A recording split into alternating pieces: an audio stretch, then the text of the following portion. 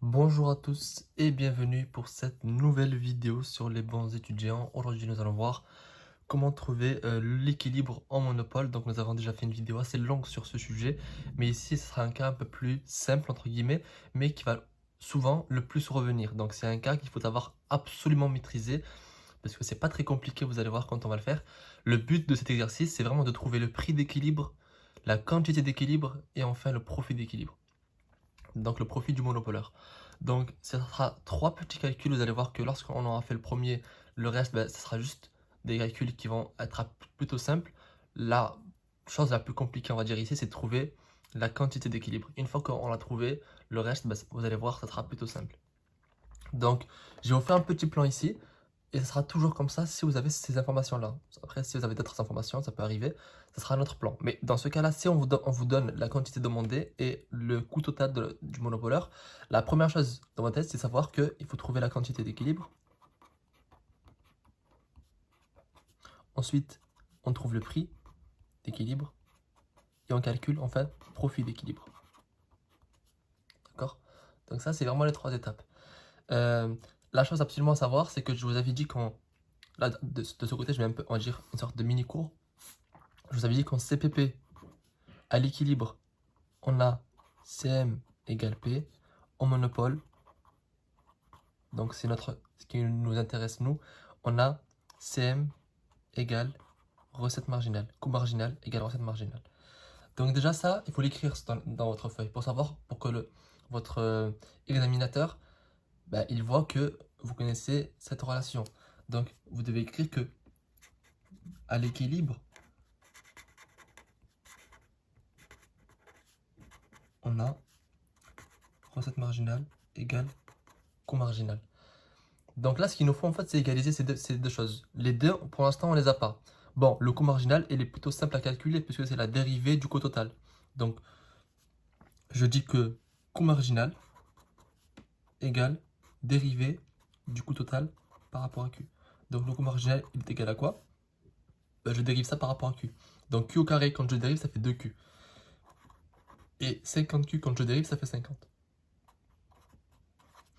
Ensuite, maintenant que j'ai le coût marginal, il me reste plus qu'à trouver la recette marginale. Comment je trouve ça? Déjà, je dis quoi? Je dis que la recette marginale, c'est égal à quoi? À la dérivée de la recette totale. Sauf que la recette totale ici, je ne l'ai pas. Mais par contre, je sais comment elle se calcule. La recette totale, c'est quoi? Recette totale, c'est égal à quoi? À P fois Q. En monopole, P, il faut le remplacer par son expression. Ici, je n'ai pas l'expression de P. Par contre, je peux la trouver. Ici, j'ai P. Donc, si j'isole le P ici, je peux avoir P. Et dans ce cas, je pourrais calculer la recette totale. C'est ce que je vais faire ici, on va dire. Donc, j'ai quantité demandée qui est égale à 150 moins 2P. D'accord? Ce que je fais dans un premier temps, c'est que le moins 2P, je le ramène ici. Donc ça me fait Q plus 2P égale 150. Je fais exprès d'aller très doucement. Je sais que vous pouvez faire les deux en même temps, mais ici je prends mon temps pour que tout le monde puisse suivre. Ensuite, le Q ici, je le ramène à droite. Parce que mon but c'est d'avoir que les P tout seul. Donc j'ai 2P égale 150 moins Q. Et enfin, là ici j'ai 2P. Ce que je veux moi, c'est vraiment l'expression de 1P, du prix à lui tout seul, pas de 2 fois le prix. Donc ce que je fais, c'est que je divise tout ce que j'ai à droite par 2. Donc j'ai P qui est égal à 150 divisé par 2, ça fait 75. Et 1Q divisé par 2, ça fait 1 demi. 1 demi Q. Donc là, j'ai mon expression de P. Maintenant que je l'ai ici, je peux la remplacer ici et calculer la recette totale. Donc ici, maintenant, je peux dire que la recette totale, c'est égal à quoi?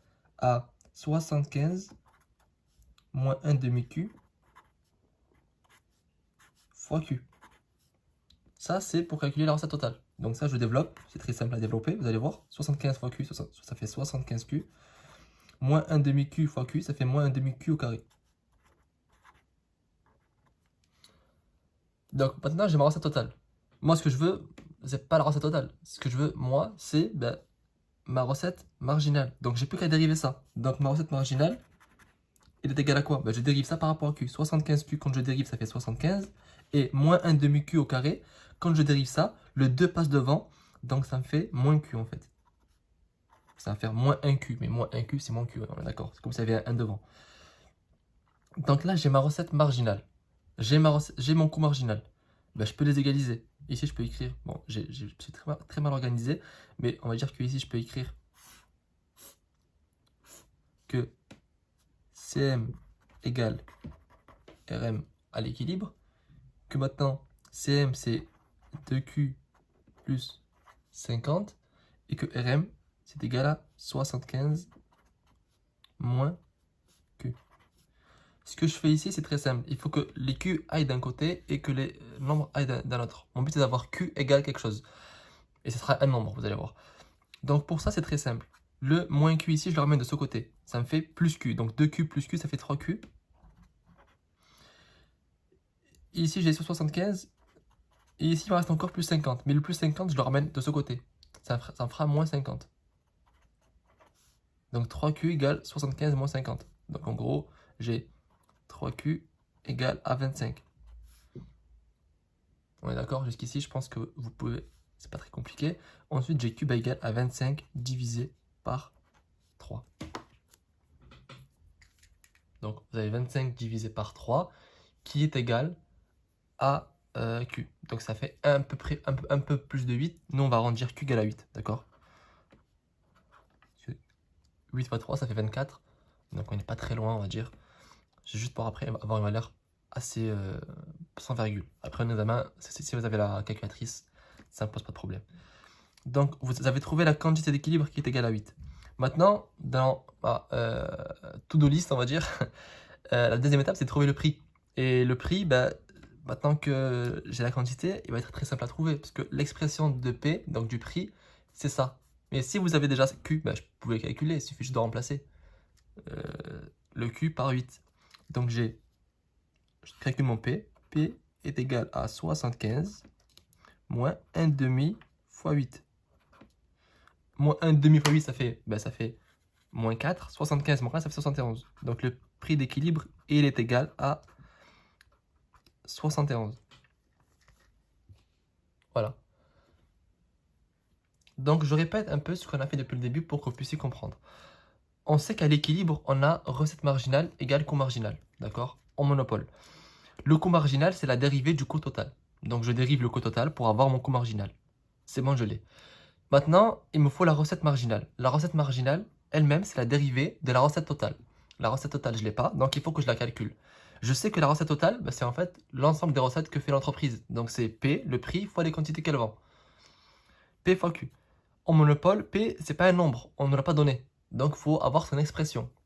Son expression, je l'obtiens en isolant P dans cette expression-là que j'ai, dans la quantité de demande. Donc ici, dans la fonction demande, j'isole P. Donc c'est ce qu'on a fait ici. J'ai P égale 75 moins 1 demi Q. Donc je remplace ici P par ça et je le multiplie par Q. Par un nombre qui sera maintenant qu'on connaît, c'est 8. Donc je multiplie ça au début par Q et ensuite j'ai 75 fois Q, 75Q, moins 1 demi Q fois Q, ça fait moins 1 demi Q au carré. Maintenant que j'ai ma recette totale. Moi, au début, j'ai fait ça pourquoi? Pour avoir ma recette marginale. Donc j'ai plus qu'à dériver la recette totale pour avoir ma recette marginale. Je dérive ça par rapport à Q et j'obtiens que ma recette marginale, elle est égale à 75 moins Q, d'accord? Donc là, j'ai les deux. Je peux les égaliser puisque j'ai dit qu'à l'équilibre, ces deux expressions sont égales. Donc, je les égalise et j'isole le Q pour avoir la quantité d'équilibre. C'est ce que j'ai fait ici. Je trouve 8.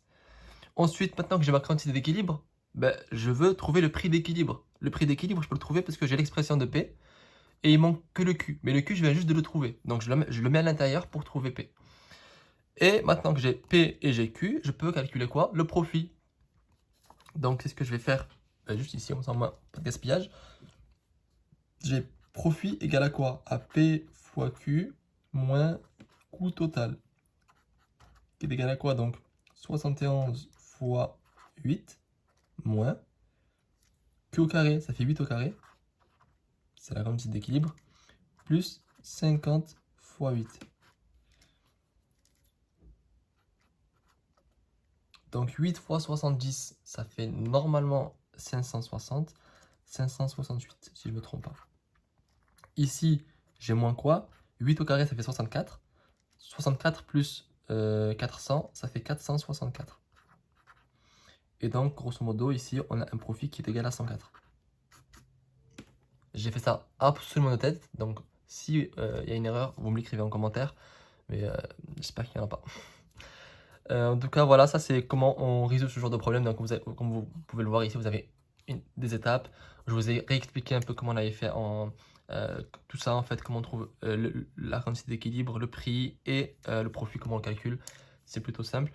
Donc, j'espère que cette vidéo vous a aidé à comprendre comment trouver l'équilibre en monopole. Et pour ma part, je vous donne rendez-vous dans une très prochaine vidéo sur les bons étudiants.